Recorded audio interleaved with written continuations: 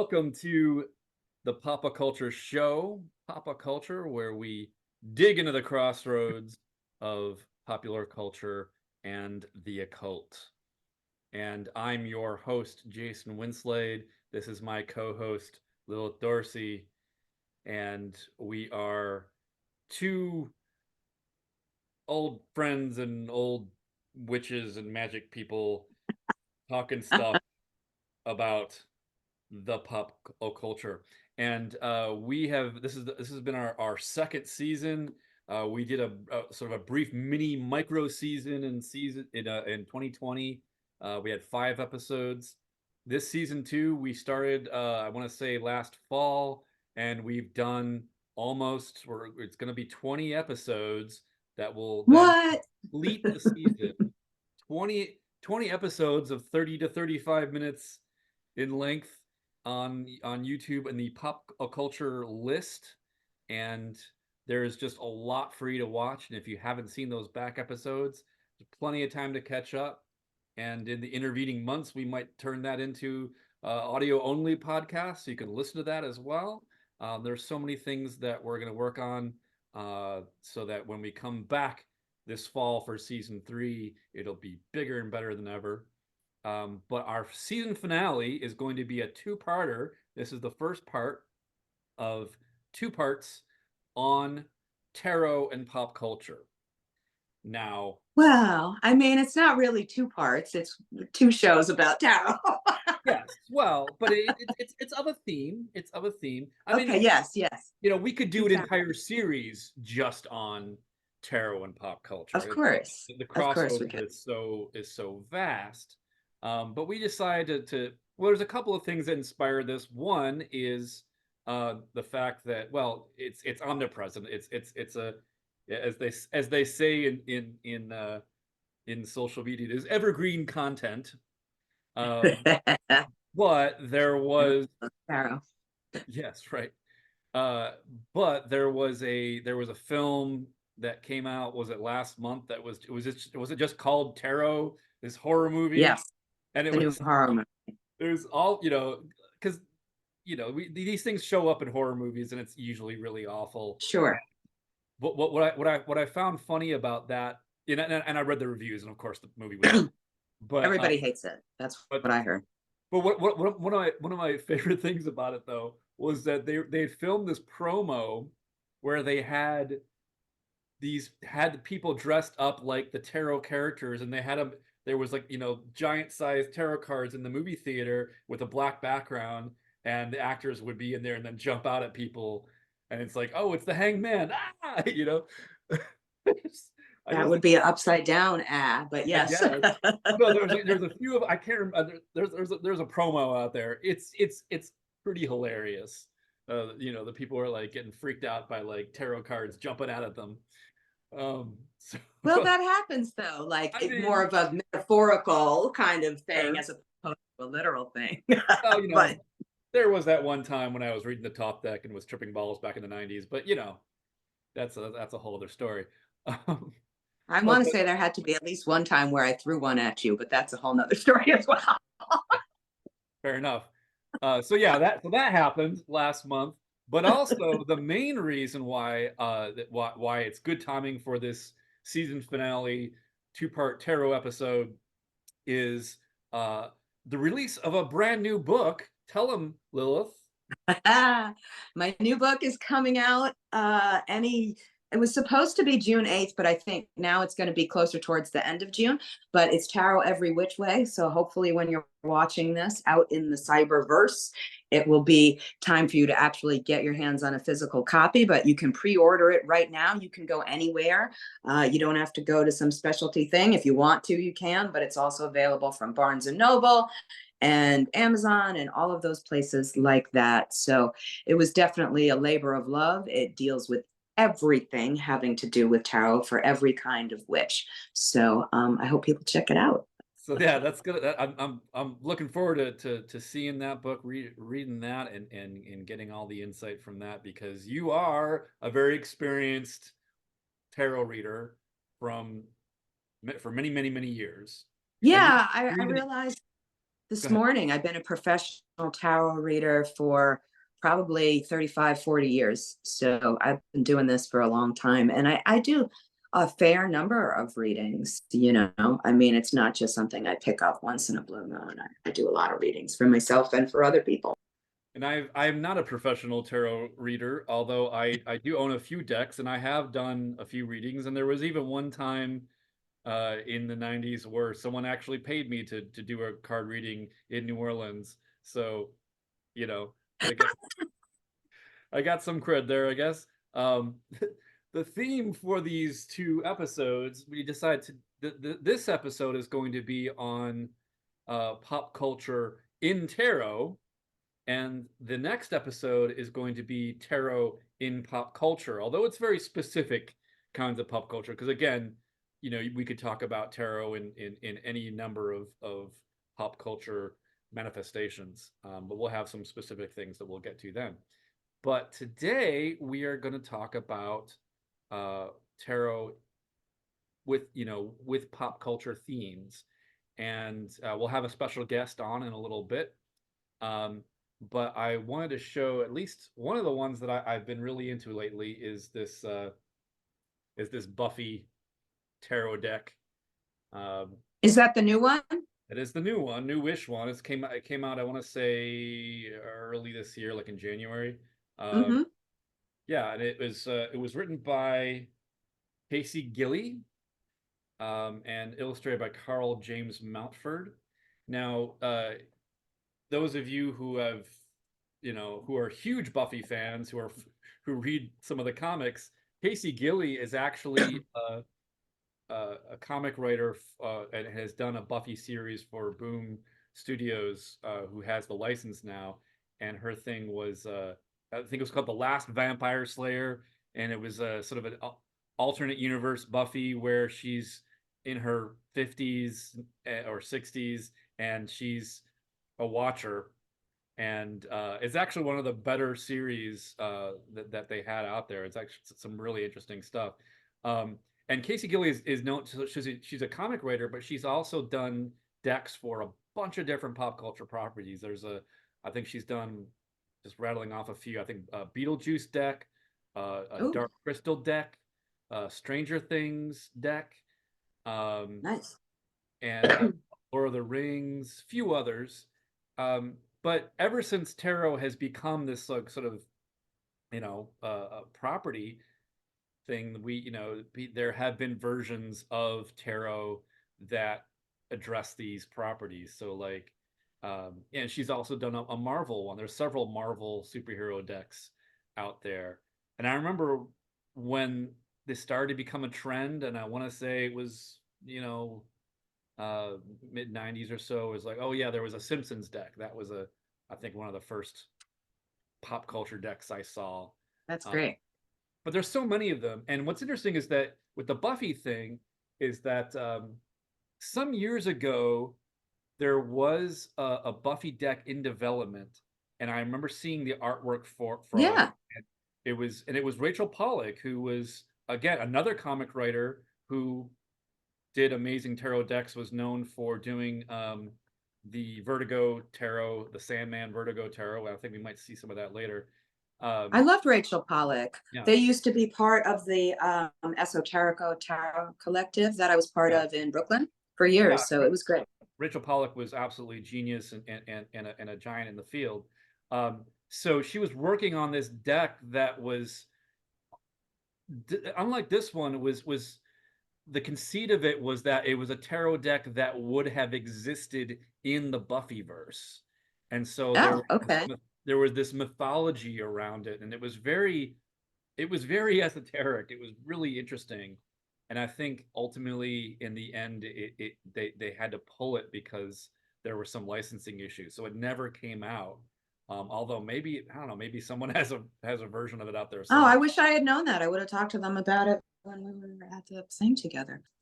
All right. Well, speaking of licensing issues, when I was working on the Tarot Every Which Way, one of the decks I really wanted to use was the TV series Tarot. And they told me I couldn't because of licensing issues. So It's just it's a tarot that covers different TV series. Yes, it covers a whole bunch of different TV series. And like, what am I pulling up here now? So, but it's not even really like, they don't overtly tell you exactly what it is you're looking at. So it's kind of like, huh. So if you know it really well, then you know, like, okay, so where am I going with this? Let me see. Okay, so we've got these things that are like, oh, well, that makes sense. 6 feet under, the 6 foot under card. Wait a minute, there we go. So like, Nate and whatever standing in front of a coffin, that's the 4 of Swords. So you've got things that, like, if you know the show really, really well, here's weeds. There you go. But it's 9 of Pentacles. That makes sense. 9 of Pentacles is weeds. But it's no wonder there are licensing issues, because it's one thing to get a license for one property, but to get them for all those properties, yeah. I mean, so it's just like a homage, right? Like right. Tarzan, So I think it's just like this thing where, okay, if you know that really well, then you're going to identify as that. I think there's a Twin Peaks. Oh, here's Glee, So but it's very, I mean, they published it. It definitely, I mean, it exists. Wow. I just couldn't use it for, which was I going to use? I was going to use the Dexter as the Hanged Man. So he's like, got the blood and he's upside down. Oh, and Little House on the Prairie for the Chariot. Oh, wow. So yeah, that's a whole culture of television right there. Yeah, Yeah. But for you and me, it made sense for me to want to use it for the book. I mean, I think right. that, but again, there would have been licensing issues, and I think a lot of people who don't deal with this don't think about that. But unfortunately, that's something that's really up at the pointy end of the publishing industry. And, it's difficult. It's difficult. Well, speaking of pointy ends, we we've got one of the things that the Buffy deck is that that Stakes is a suit. That's one. Oh, that's great. And then they have scythes, Size, yes. for swords, but of course on the show the scythe was an axe, just a weird thing. But yeah, there are different characters that represent the different scenes from So is there like a Buffy card, or is she in a whole bunch of cards? she's in several, but she's also I want to say uh she's the Empress, and you've got, I mean, there's a whole, Xander is a fool, of course, but yeah, there are some that are more than one, and Oz is the Hermit. Oh, that's beautiful. That's But beautiful. I love Seth Green. He's so cute. Riley is Knight of Pentacles, Nice. and That makes sense. that is Okay. the Gentleman. So yeah, there's and the book is written in very sort of, because it's kind of relationship based, Okay.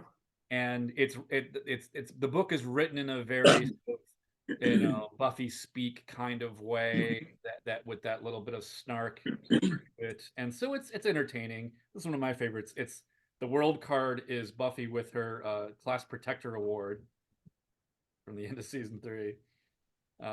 That's so cute. So yeah, I mean, I like it. I want those. it's the artwork is very there's like a lot of blues and purples and reds. Oh yeah, the 3 of Pentacles is the nerds. Oh, you mean the Lone Gunmen? I was talking about them the other day. The nerds from season 6. So yeah, it's a fun deck, and at first when I started reading it, I was like, wow, this is relatively pessimistic. But then I realized, oh, maybe that's just how it started. But then it became like a fun thing about, like, if I was to look at, like, okay, what's my connection with this particular person or community, this was a good deck for it, as opposed to some of the more esoteric. I would use a Toth deck for something very different, or a Golden Dawn deck's the other deck that I have. So yeah, that's there's a lot of fun stuff that you can do with pop culture and tarot. And in just a minute, we are going to talk to a local Chicago reader, friend of mine, Jean-Pierre Vidrine, and he has a bunch of pop culture decks that um, that are great examples of this. And so I want to talk about like what makes a good pop culture deck. All right, I want to welcome our guest for today, local Chicago tarot reader Jean-Pierre Vidrine. Welcome, Hello. Jean-Pierre. Hello. Welcome. I'm glad to be here. So tell us about yourself. I mean, I've known you from for years at events, and we we're kind of part of the occult slash burlesque scene and all that. And but and I've seen you read it at a whole bunch of different things. So tell us about like how that became part of what you do. I'm originally from Louisiana. Grew up in a small town of Ville Platte. Growing up there, tarot was just not something you did. It wasn't quite, that's the devil, like some other religious households, but it was definitely that feeling of we don't do that, So I grew up reading comics. I'm a big comic book fan, and somehow I could read about characters doing magic, but the thought of doing it was taboo. And I used to see ads for the Vertigo Tarot back in the 90s, which unnerved me irrationally back then. Flash forward years later, I'm over all that superstitious nonsense, and I'm buying back issue comics, seeing ads for that deck, and wishing I had bought it then. But then lo and behold, in 2008, it was reprinted, and I just snatched it off the shelf, and that just started me down there a rabbit hole. Then years later, getting involved with belly dance and the burlesque scene, I thought maybe I could do tarot readings at some of these events, to add a little something to it, and I'm still doing it all these years later. Yeah. Yeah, there's a lot of, I think, crossover between, I mean, comics and tarot. There's always this crossover, and that's a whole other episode. I've got my Doctor Strange Spider-Man tarot issue over on the shelf over there. I should have put up behind me. I think I have that one too. Yeah. So when we think about like that crossover between pop culture and tarot, I mean, I assume part of the reason is that we, with stories and characters, they're written on sort of templates, like certain character types and things like that. So it's relatively easy to make those associations. But what do you think makes a good property that's ripe for tarotizing, as it were? Well, if you have characters that people can actually connect with and either see themselves or just see situations that they can relate to and understand, because a lot of people come to tarot and they have trouble learning it because all they see are these flat, people on the cards that they don't connect with, and they really don't know anything about them. So who is that emperor? Who is that queen? But then you put in their characters that they recognize, and they're like, oh, I see what the emperor means now, or I understand the King of Pentacles now a little bit better. Right. That's I think that's a pretty accurate. That it is that kind of gateway, allows people to especially if they have that deep. Now we were talking about with the TV series here. If they have that deep knowledge of the character or the situation, that allows them to get that esoteric element. Yeah. Well, we were talking about the TV series Tarot and the Chariot being the little house on the prairie wagon. A lot of us, especially of a certain age, grew up seeing that wagon. I can even hear the music in my head. So there's this way in which it's ingrained in us where the images, as you just said, might not be. Yeah, that's what it was for me. I'd wanted to get into tarot before buying the Vertigo, but I could never I didn't see myself memorizing all those symbols. There's 78 cards, I don't know. But then when I bought the Vertigo deck, I'm like, okay, oh, John Constantine is the Fool. okay, that I understand that. Swamp Thing is the world. I really recognize that. I've read so many issues of Swamp Thing, Yeah. and so forth and so on. I did have to go buy some new comics because there were some I weren't familiar with, but oh no. Yeah, and that's one of the things that, and we'll probably talk about this at the next episode as well. But yeah, the big thing was like connecting with Alan Moore and Promethea, and the way that Promethea used tarot cards to, again, instruct the readers in these esoteric principles. And so, I mean, comic books work in the same principle, I think, as tarot, in the sense that they stimulate both sides of the brain, the image and the text, right? So there's a lot of crossover there. So show us some of the things that you've got.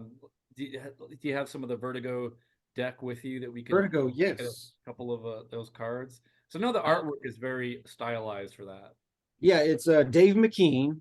Most people would know him best for doing the Sandman comic book covers back in their the original run. That's The Fool. Oh, wow. Yeah, that's John Constantine. And if you know his story from Hellblazer, you know why he's the fool. He could have led a comfortable middle-class life there in England, but he took the plunge. He dove into the occult, and his life has been all the weirder and darker and far more interesting for it. Yeah, those Dave McKean covers they're always like, it's the stuff of nightmares and strange fantasies, because there's that abstraction to them.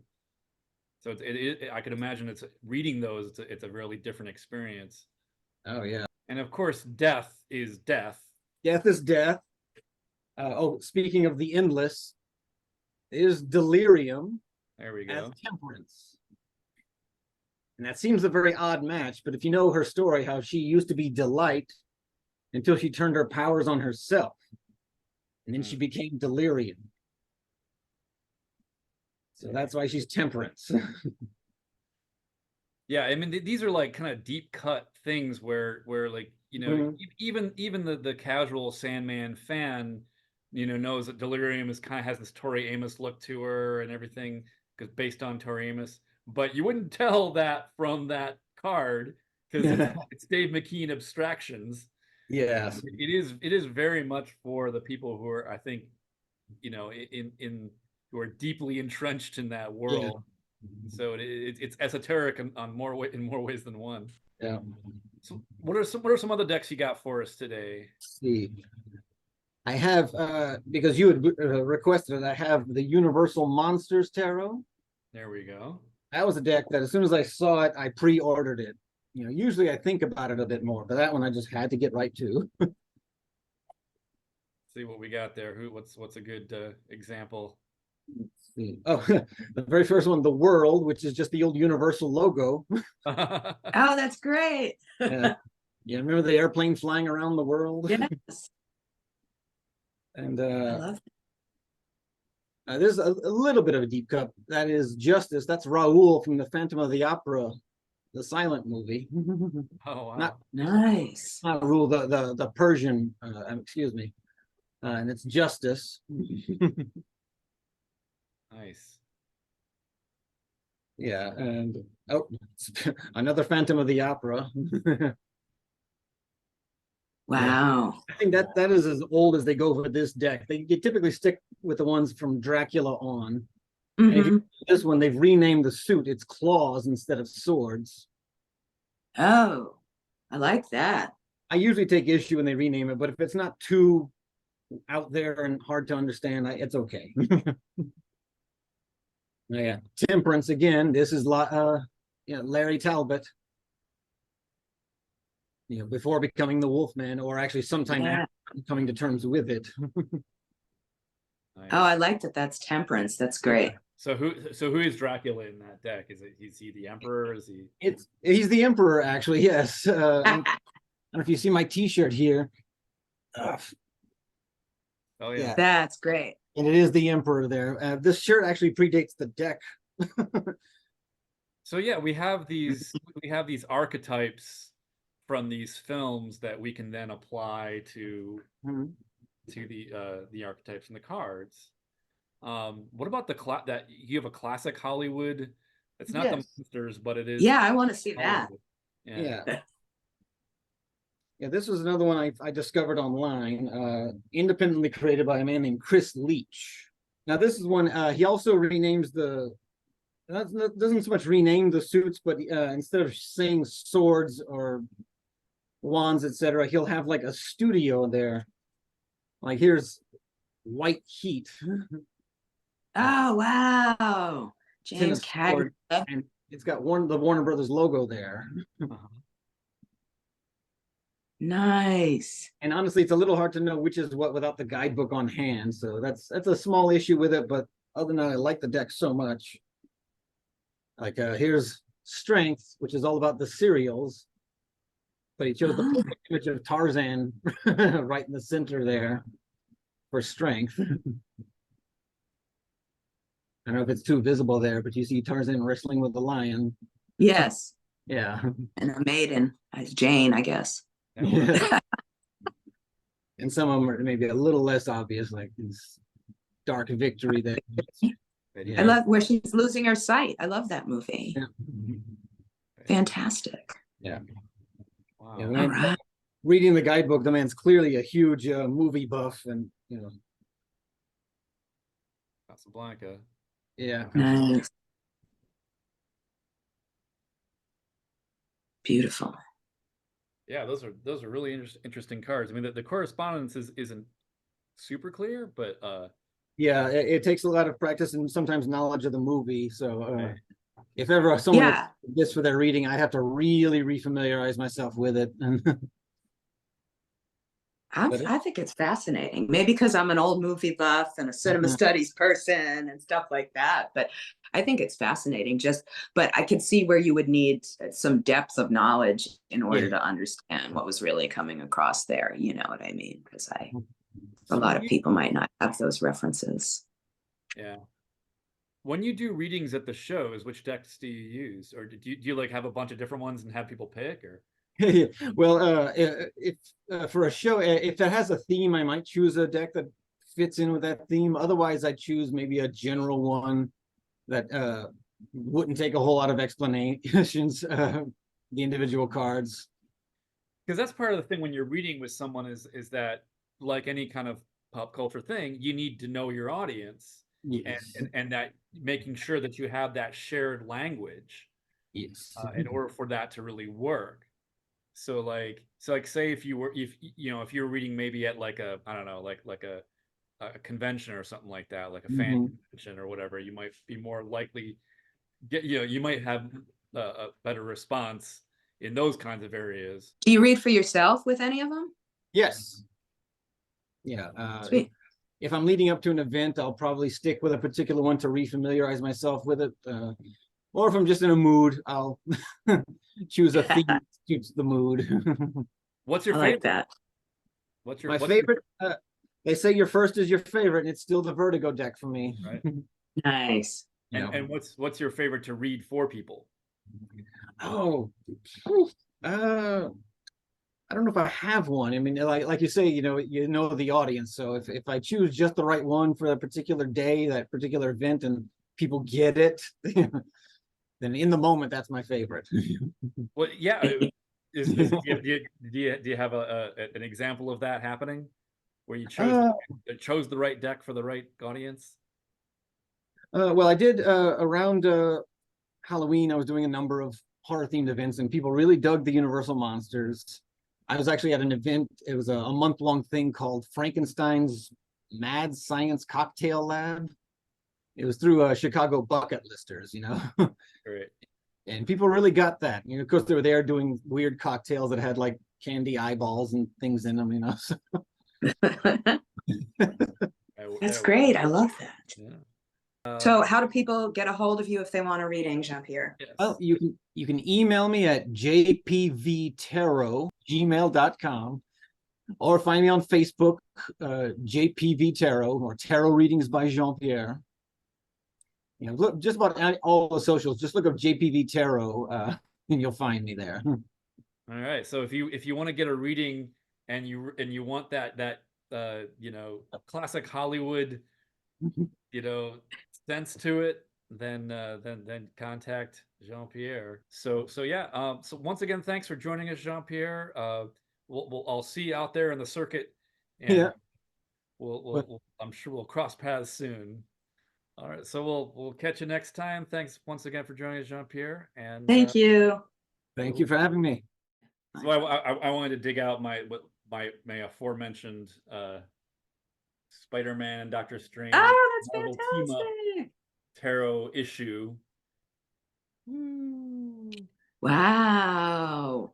When is it from? 1978 What? Okay. with you got Ms. Marvel on there too. So Ooh. they have in this cover, Spider-Man is the fool, Miss Marvel is the star, Nice. and of course Doctor Strange is the magician, and it looks like Clea is the high priestess. So yeah, there's quite a bit of crossover between comics, and I'm sure we'll talk about this next week. And our next episode, our season finale, we will be talking with the esteemed Richard Kaczynski, who will share with us some of his observations over years of tracing appearances of the Thoth Tarot in pop culture. But I'm sure we'll talk about a whole bunch of other stuff with him too. And then we'll do a little bit of, you found some tarot in reality shows. I did. I made you watch reality shows. Sorry, not sorry. Yeah.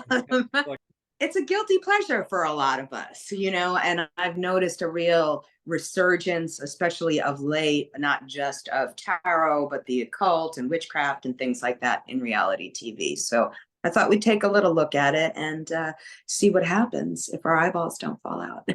Yeah. So yeah, our season finale will involve tarot in pop culture, whereas this week it was pop culture in tarot. And that should be an interesting episode. So join us next time. And as we are getting close to the end of our illustrious 20 episode second season, we would once again like to thank all of you for sticking with us and leaving that YouTube player on play for as long as you can, watching 35-minute episodes. I mean, you know, people got 2-hour things on there, so you know, we 35 minutes is like leave the window open for us, you know. There you go. That's Yes. going to be our slogan. Yeah. There you go. Leave the window open for us, quite literally. Yeah, thanks for joining us and subscribing to our Patreon and you know, doing all the things to let people know that we have this tiny little show out there. We might not be the most technologically fancy, but we get the job done. Yeah, and we'll talk Thank you. He's saying thank you is what he's saying. And keep liking, watching, subscribing, all of those things.